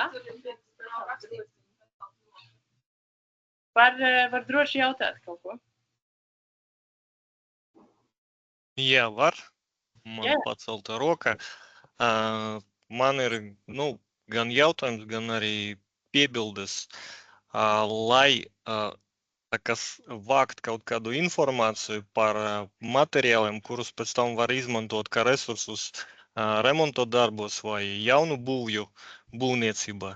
Tad no sākuma vajag izdalīt galvenas grupas ar materiāliem, kurus varētu izmantot, jo absolūti visu informāciju par ēkam nav iespējams. Būves vispār ļoti ir komplicētas, ja, un tur ir ļoti daudz elementu, un uzlikt tādu milzīgu birokrātiju, kas saka, būvniekiem, tas arī būtu nepareizi, jo jau tā apkramēti visi, un būvniecība ļoti daudz visādu atskaišu. Līdz ar to šeit jābūt prātīgumam kaut kādam. Un runājot par tiem materiāliem, ko es dzirdu, ka jūs te sākuma bija minēts par koku, ka koku varētu izmantot. Tad jau par vecam ēkam, tad bija teikts, ka koks un ķieģeļi ir labi un uz urā aiziet kaut kur un var izmantot, pārsvarā kā estētiskie elementi, bet es gribu klausoties to visu, saskatīju šeit tādu lietu, kā gan arī par skaidam runājot, ka jāsaprot, ka laika gaita mainīs tehnoloģijas, kā mēs būvējam, kaut vai mājas, ja, tur, jo ir arī cita veida būves. Un tas, kas agrāk tika mainīts, tas tiešām ļoti labi atdalāms, jo, piemēram, ķieģeļi, ja, vecām būvēm, viņus var atdalīt, jo tā java parasti, tur notiek tādi procesi ķīmiskie, kā tas ir atdalāms, bet jūs pamēģināt tagad mūsdienīgai būvei, ja, izņemt ārā tos keramiskus blokus vai keramzitbetona blokus. Tas nav iespējams, ja, pat padomju laika būvētas nu, piemēram, Hruščova mājas, kad viņas jauc, tur jau nav iespējams to silikāta ķieģeļus izņemt, vai izņemt var, nu, kaut kādu niecīgu daļu tur, labākajā gadījumā 10%, ja? Līdz ar to jāsaprot, ka tādam jau mūsdienīgākam būvam mēs ļoti reti izmantosim materiālu kā materiālu. Mēs varam, piemēram, ķieģeļus jau kopā ar betonu sasmalcināt un izmantot kā pildvielu, nezinu, kaut kādu jaunu bloku ražošanai vai izmantot zemes darbos, ja? Nu, tas ir līdzīgi kā skaidām, ja? Jo mēs skaidas bieži vien izmantojam nevis kā skaidas, bet, piemēram, skaidas izmantojam kā, nu, tur kaut kādas OSB loksnes vai priekškurināšanas tos granulas ražojot. Tāpēc šeit svarīgi no sākumā izdomāt, kādi ir materiāli un kādi ir scenāriji, jeb ceļi, kā mēs varam tos materiālus izmantot. Nu, kaut kādi daži varianti. Un, nu, kā es teicu, atkarība no tā, cik tā ēka ir veca, ja, un kādas tehnoloģijas tika izmantotas, tas arī ļoti, nu, ietekmē, cik tos materiālus vispār varēs atdalīt no pārējiem materiāliem. Jā, es domāju, ka ļoti vērtīgs komentārs, jo, nu, tiešām, jā, protams, mēs nevaram prasīt pilnīgi visu atskaitīties un tad cerēt no tā apjoma, ka viss tiks izmantots un ir tās kaut kādas galvenās grupas, kuras, domāju, jā, nu, droši vien vairāk tiem, kas mums ir pētniecībā saprotot tos resursus, kur reāli ir lielākais gan vides, gan ekonomiskais ieguvums, nu, abus skatoties, droši vien ir tie primārie, ko veicināt, bet arī, jā, ko Andrejs minēja par šo te vēsturisko ēku, cik viņas ir viegli demontēt, un tas arī tiešām no tām praksēm un arī materiāla izmaksām, jo pirms tādas liela izmēra rūpnieciskas ražošanas, ja materiāls ir izgatavots ar rokām, tur ir daudz lielāks darbs un izmaksas iekšā. Jau ir pārdomāts viņu ielikt ēkā tā, lai viņu varētu demontēt, remontēt un visu pārējo, un tām izmaksām par materiālu vienību, teiksim, samazinoties. Protams, tā vajadzība šo darīt ir mazāka, un tad mēs nonākam pie tām praksēm, ka mēs īsti nevaram tās ēkas izjaukt. Pieejas, protams, projektēšanā ir, kas ir dizains demontāžai, bet tas ir daudz dārgāks nekā, nu, tā konvencionālā būvniecība. Tas tā kā nevienam nav noslēpums, un tur parādās, teiksim, Ludmils minētais, nu, tur ir jāskatās uz materiālu kā resursu, un tad jau mēs varam ilgtermiņā to argumentēt. Protams, tās ir izmaiņas, kas ir diezgan, nu, nozīmīgas un ekonomiski arī, nu, ne visi var atļauties sākuma posmā samaksāt par to ēku tiešām 10, 15, 20% vairāk nekā tas, nu, reāli maksā. Bija vēl viens jautājums, jā. Vēl, labi, jā. Jā, Kristīna Atolīja aprits etnolikas eksperte. Nu, labi tā. Kamēr es strādāju universitātē, šī diskusija man šķīst ok, jo šie dati, par ko rādīja, īpaši laikam visai ekscelenti atskaitēm un statistikai.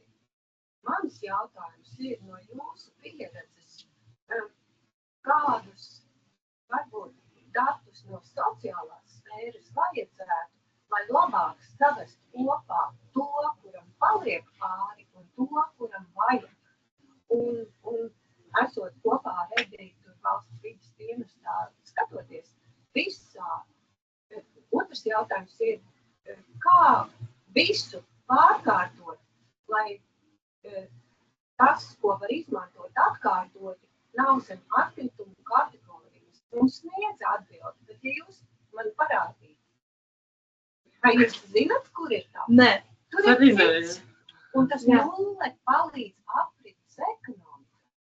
Nulle, jo es varu dabūt tikai atkritumus, bet es nevaru viņus dabūt, jo man nav atkritumu pārvedāšanas atļauja. Un nebūs. Bet būvniekam ir elementāri noformēt to kā citu. Nesākas cits jautājums, kurš saka, kurš tad tos datus ievāks. Jūs kā pētnieki gribat uzlikt to kādam par pienākumu. Ja? Bet jau no Cēsas novada mans kolēģis, kurš bija līdz, viņš teica, tur vajag 2 aktus no tā, kuram ir, un no tā, kurš grib paņemt. Nē, tas ir laiks. Nav laika ķēpāties. Kādus datus jūs ieraugat, vai informāciju, nevis datus, lai vienkārši mūsdienīgi savestu kopā, neveidojot sistēmas. Sistēmas ir vakardiena. Mēs mēģinām iecementēt šodienu, bet caur WhatsAppu mūsdienu pasauli strādā. Kā to pielietot būvniecībā? To, kuram vajag, kuram ir labs, jo, ja man vajag 250 koku, es neņemšu 270. Es nezāģēšu mūs. Ļoti labs jautājums. Godīgi sakot, pirmais, kas man nāk prātā, ir Biska Facebook Marketplace. Ja? Jo es kā patērētais, parastais, remontējot savu dzīvokli, tiku vaļā no radiatoriem, gultes, cauruļvadiem, daļu kaut kādu bloku un nedaudz arī kokmateriālu atgriezumiem caur šo te platformu. Ja, diskomforta dēļ, jo man nav iespējas tā veiksmīgi novietot atkritumu konteineru pie savas mājas, lai veiktu remontu. Man tas ir sarežģītāk nekā izlikt šo te sludinājumu un sagaidīt kādu, kas to visu paņems. Ja, protams, izmaksas. Ja es nododu visu šo kā jauktos būvgrožus, man tas ir neizdevīgi. Šai gadījumā, ievietojot to platformā, es gūstu pat kaut kādas ieņēmumus visā šajā procesā. Ir cilvēki, kuri redz tam vērtību, ir gatavi to paņemt, ja? Bet jā, runājot par šo sociālo veidu, kā tas notiek šī komunikācija, tad es kā lietotājs izmantoju platformu, kur man ir iespēja izlikt to, kas man ir publiski pieejamā informācija. Ja? Es zinu, ka Skandināvijā ir projekti un šie te otrreizējā koka plači, ja, kur tieši tāpat tiek aizvesti prom vai uzņēmumi piedāvā informāciju par to, ka viņiem būs noteikti koku materiāla apjomi, ja, visā šajā procesā. Ja mēs skatāmies uz to, tad manā skatījumā, jā, tam ir jābūt kaut kādam kādam. Kā no individu skatu punktu. Es runāju par lielajiem tērētājiem. Firmā. Ar ko tas atšķiras? Viņi marketplace'ā liks. Kā būtībā, kāda atšķirība? Izvēle veids cilvēks. Lai projektā uztaisīja resursu datu bāzi, laipni lūgt lietot, ja? Bet tas ir laiks, kurš liks iekšā. Man ir, kuram vajag industriālā simbioze. Bet tas ir tieši divu uzņēmēju sadarbība. Vienam liekas, otram resursu. Linde, mājaslapā ir šāda datu bāze. Jā, tas ir tas, ko gribētu pieminēt, ka teorētiski šī platforma sinerģija, viņai tā vajadzētu strādāt. Viņa ir izskatās, ka seksīši pēc uztaisīt un īsti. Tā kā līdz galam viņa nestrādā. Cilvēki par viņu nezina un neizmanto līdz galam. Nu, tā. Un tad tas būtu tāds viens, bet es arī gribēju šeit pieminēt mūsu, kad Zero Waste izveidot to lietu vēlreiz platformu tiem, kas nezina, viena daļas karte, kur var atrast dažādas īres pakalpojumus un dažādas citas lietas, bet otrs ir katalogs, kur arī tiek likti būvniecības atlikumi un tas, kas ir liekas, tad kāds cits var to te iegūt. Bet jā, protams, tas ir ļoti mazā tādā mērogā pagaidām un būtu labi valstiski lielāks, varbūt reģionam, lai sadarbotos visām Baltijas valstīs. Un jūsējā lietu vēlreiz, tur ir individi vairāk vai tieši uzņēmumi? Es zinu par to nomas, tam izmantot, tā kā pakāpu instrumentu un tam līdzīgi lietošanām, bet tajā, teiksim, tieši materiāli, tas ir vairāk privāts līmenī vai? Jā, pārsvarā, jā. Nav aizliegts, protams, tur likumā vēl mums ir sadarbība ar šo tā klinera laukumu, kur to būdiņu, kur atstāja būvmateriāls, tad tie arī ir visi katalogā. Es te gribētu par šo jautājumu pieminēt, ka pagaidām mums nav izveidojies tāds kritiskais moments, kad mums ir šī te pārējais maiņa. Proti, mums ir šī te pozitīvā vide, kur balstās uz entuziasmu pēc būtības, ja, un mums ir kaut kādi dati, ir kaut kādas zināmas iemaņas, kaut ko mēs mācām arī augstskolās, koledžās par to, kā tas varētu notikt, ja, bet šodien uzņēmumam vienkāršāk ir paredzēt būvniecības atkritumus. Arī pasūtītājiem ir vienkāršāk paredzēt būvniecības atkritumus. Ja nav jāveic tur būvs audits, nav jāauditē, kāda materiāla viņam ir, ja viņš ieliek to tāmē kā būvniecības atkritumu. Ja? Ieliek to izmaksās.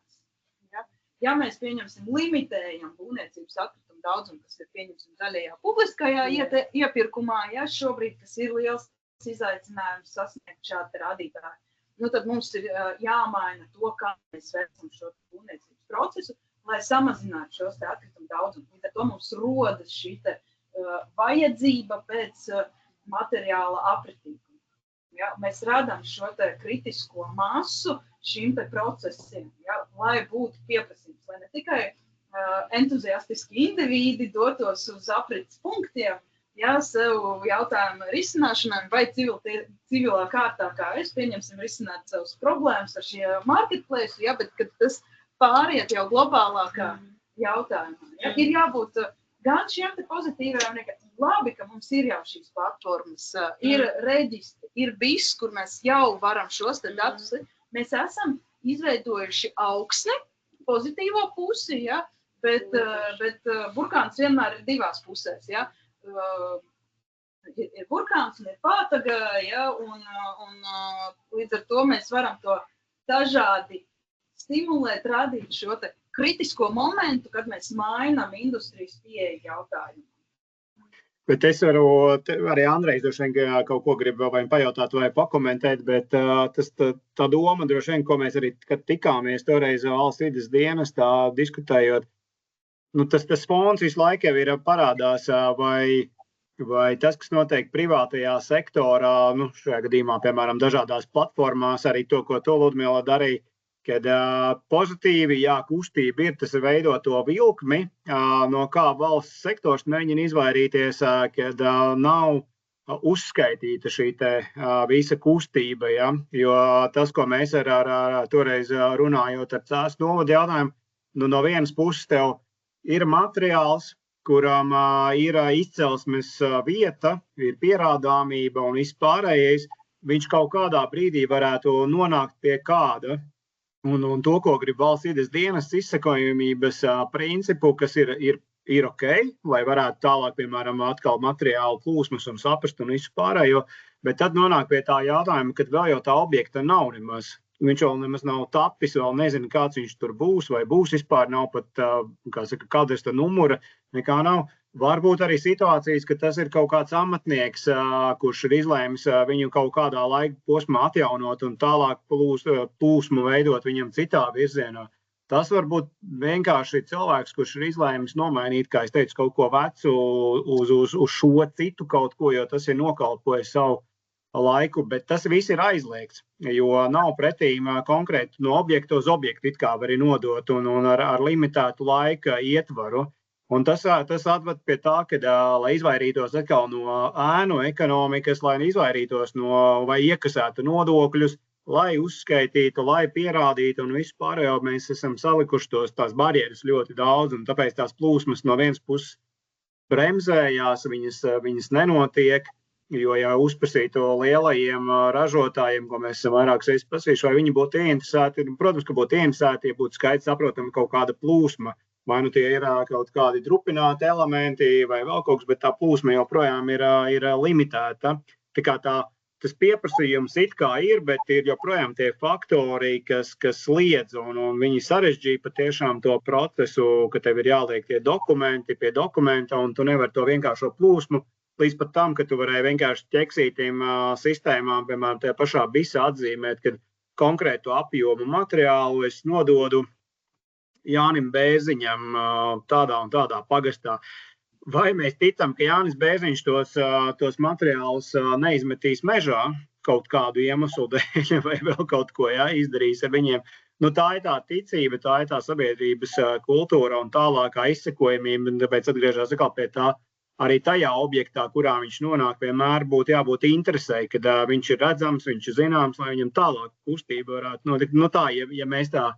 Ja mēs tā domājam, kā tā plūsma ir dažādi uzņēmumi, kā mēs arī mēģinājām to platformu ieviest, kurā varētu būt šī izsekojamība, kurā varētu redzēt to apjomu, ja tev kaut ko vajag, Tā varētu būt Rīgas enerģētikas aģentūra arī nāca ar jautājumu, ka kaut kādas lietas teikt, varbūt tas ir tas simbiozes viss jautājums, kad varbūt tās Rīgas ietvarā un arī valsts ietvarā varētu būt tāda vienota iekšējā platforma, kurā šeit no vienas, skolu remontē, ja mēs redzam, ka bērndārs remontē vēl kaut kas konteineri pilni vienkārši samesti vienā vietā, viss mētājās, bet tie varētu būt, piemēram, kaut kādi vecas durvis, kuras ir funkcionējušas, bet ir šie, pašvaldības īpašumi, kuri tie slikta stāvokļa, ja, kas ir priekš cilvēkiem nodots lietošanā, bet viņi jau tik sliktā stāvoklī, ka tos materiālus jau varētu vienkārši viņiem aizvest.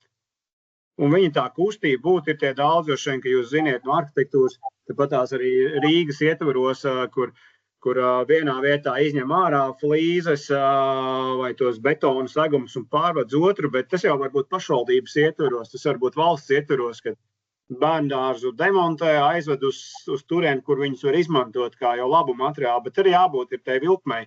Un es teiktu, tā varētu būt arī pašvaldību ietvaros, tālāk var veidoties jau starp pašvaldībām valsts līmenī, un privātais sektors jau pievilksies, ja? Jo liels apjoms jau ir valsts un pašvaldību sektoros tieši. Pirms Andreja vēl jautājumi bija klātieni arī jautājums, bet reflektējot divos vārdos uz... Jā. Stēlāns, Tehniskās universitātes profesors un Vidzemes augstskolas viesprofesors informācijas tehnikas. Par cik dārtība mana specialitāte, tad man tā kā gribējās to pateikt. Un man beigies prieks par jūsu projektu, kad tieši jūs pētat, ko tad ar datiem var izdarīt. Es arī studentiem to pašu mācu, ka tie, kam ir dati, tie paliek par miljonāriem. Un jūs jau paši redzat, ka tie, kam ir dati, tie ir labākā pozīcijā nekā jūs, piemēram, Somi jūsu gadījumā. Ja? Un paldies Ludmilai par to stāstu par to būvniecības informācijas sistēmu. Man jau var likās, ka tur tā kā baigi labi tā sistēma mums ir. Viņa, protams, ir jauna.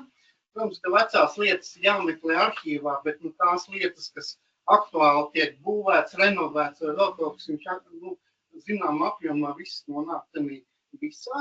Ar to visu arī tā, ka vēl 10 gadi atpakaļ visi teiktu, šitie ir nestrukturēti dati, tur neko nevar atrast, tur kaut kādas lapiņas, kaut kādi PDF dokumenti.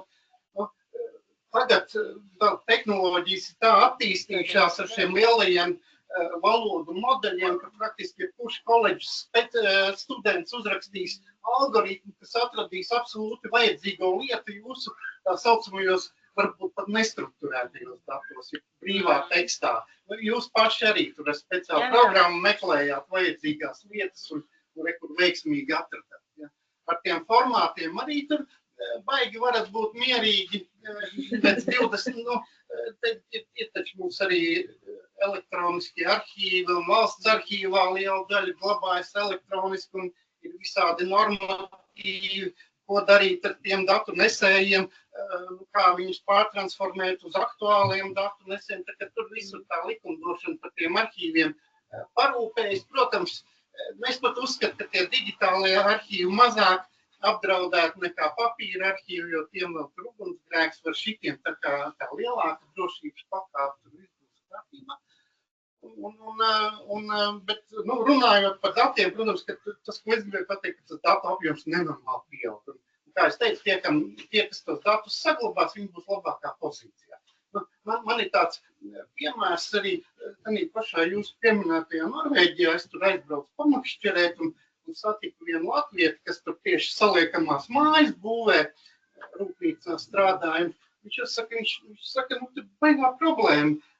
Saliek, arhitekts uzzīmē skaistu mājiņu, pēc tam viņiem ir smuka programmiņa, kas to visu pārtais paneļos, kurus aizved uz objektu samontē.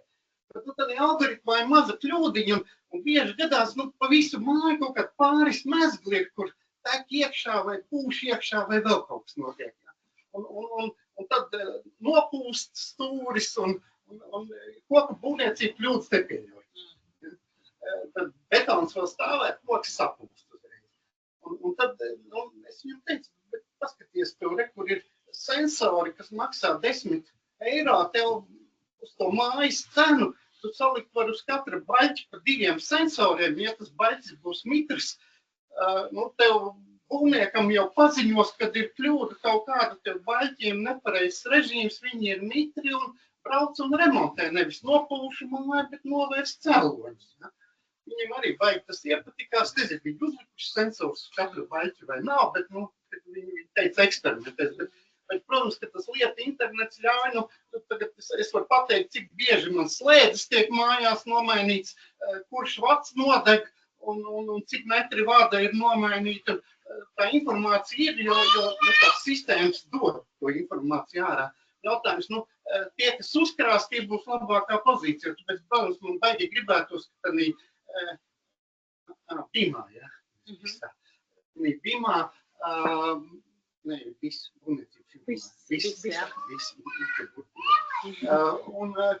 visā tomēr varētu arī tos, ņemot vērā to lietu internetu attīstību, arī kaut kā patrenēties, ielikt tos datus, kas rodas eksploatācijas laikā. Viņi arī radīt tiem īpašniekiem iespēju likt tos datus, jo nevar zināt, kur viņus vajag, principā pašam īpašniekam viņus vajag, viņš kaut kur glabā, ja? Bet, ja radītu valstiski iespēju īpašniekam arī šādu veidu datus likt iekšā, un arī šādos projektos paeksperimentēt, ko tas nozīmē salikt tādus datus iekšā, tad nevar zināt tādu labumu. Tas arī, ja, piemēram, tagad esošie dati, kas ir pieejami Latvijā, mēs varam pateikt, tas stacijas laukumu Rīgā, cik cilvēki ir pārgājuši pāri. Ar esošiem datiem, kas mums ir, no mobilo telefonu operatoriem paņemot datus, mēs redzam, cik pa tiltu ir pārgājuši cilvēki, pārbraukuši, un cik par stacijas laukumu pārgājuši, un cik tad bieži tas bruģis jāmaina, un cik lielu plūsmu viņš iztur. No tiem datiem nenormālas lietas var izrēķēt, bet, protams, ka, tā kā Laura teica, tas ir dārgi. Ja? Tas tā kā kaut ko maksā, tas ir lētāk nekā papīru glabāt, bet, protams, arī kaut ko maksā. Ja? Bet, protams, šādi projekti ir baigi apsveicami, ja? Kad katrs šāds projekts parādīs, ka mums tie dati ir vajadzīgi, un ja viņi ir vajadzīgi, tad arī valstiski izdomās, kā viņus varbūt tur glabāt un padarīt pieejams arī pārējiem. Un vēl mēs esam pēdējās minūtēs, varbūt Andrei komentārs arī no klāt, jo roku pacelta.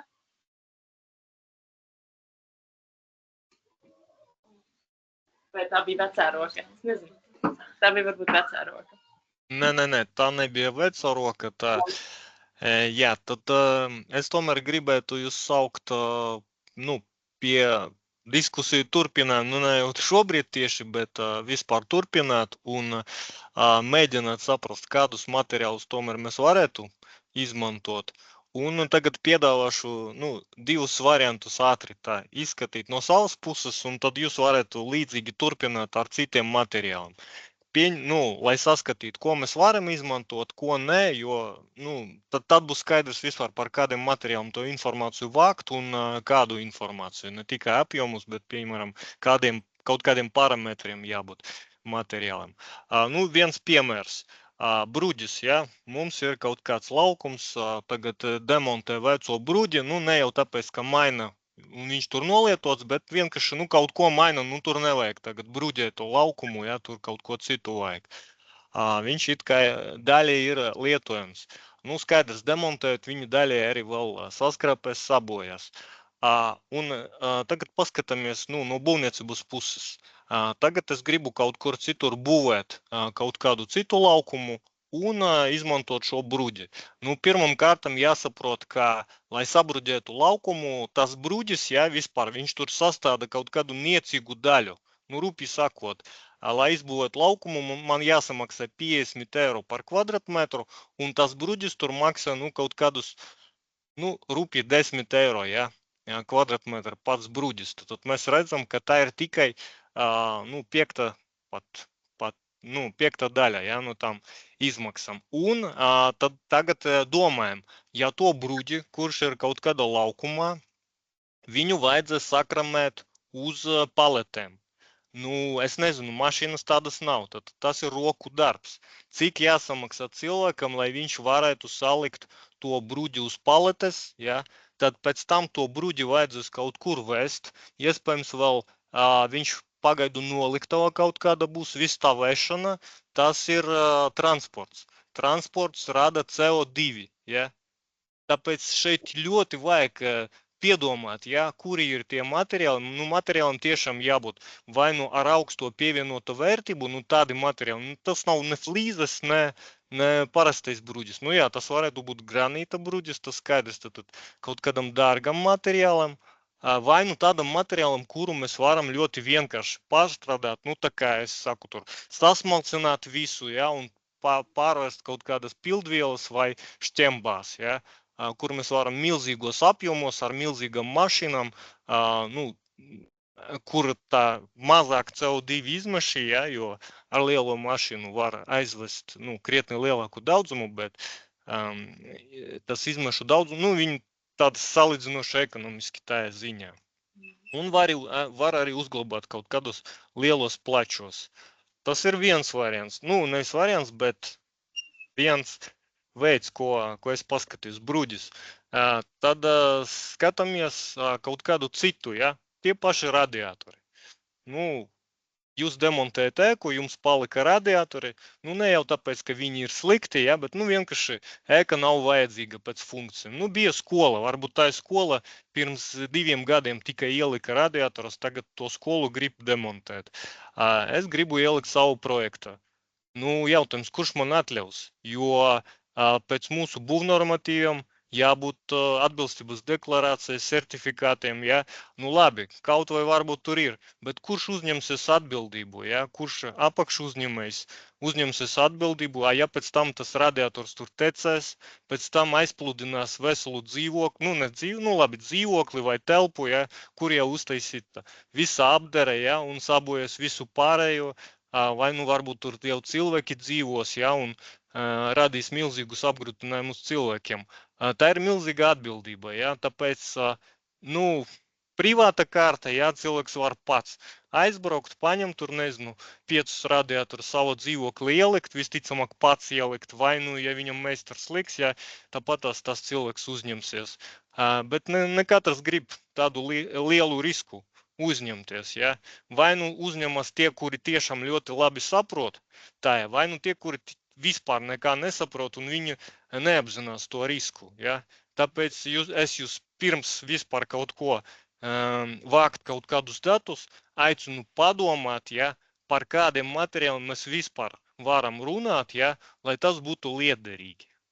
Es pilnīgi piekritu, ka tādas materiālu grupas ir, ja, bet nu, tas milzīgs darbs, lai viņus tas materiālu grupas izceltu. Un arī paskaidrot sabiedrībai, kā šos materiālus var ekonomiski racionāli izmantot. Jā, šis ir vērtīgs komentārs. Es tik ilgi nestāstīju par to projektu, bet kas mums ir šobrīd tikai par koku materiālu gan, jā, tas būtu jāizskata tiešām cauri visiem, tādām lielajām materiālu grupām, es domāju.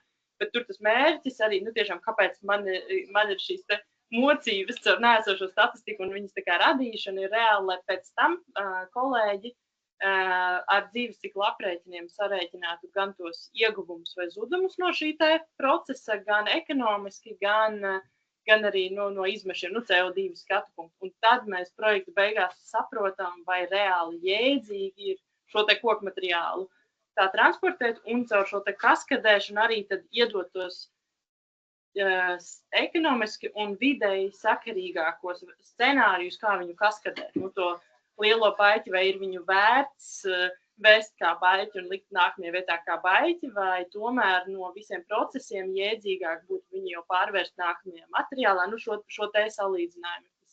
Mērķis, bet lai mēs tā kā Somi pie tā nonāks ļoti ātri un drīz, viņi jau ir gandrīz nonākuši, bet mums ir vēl pusotrs gads palicis, mēs ceram tikt pie tiem Latvijas datiem saprast, tad Latvijā ar koku materiālu nav vērts. Un tad šis te solis būtu jādara tad nākamajām faktiski materiālu grupām, un tad varētu jau tādā liela mēroga būvniecībā varbūt iedot tos scenārijus, un, protams, jā, privātā būvniecība mazāk mēroga, tur tās opcijas ir varbūt plašākas, un var arī uzņemties dārgākus procesus, darīt uz saviem pleciem. Bet, jā.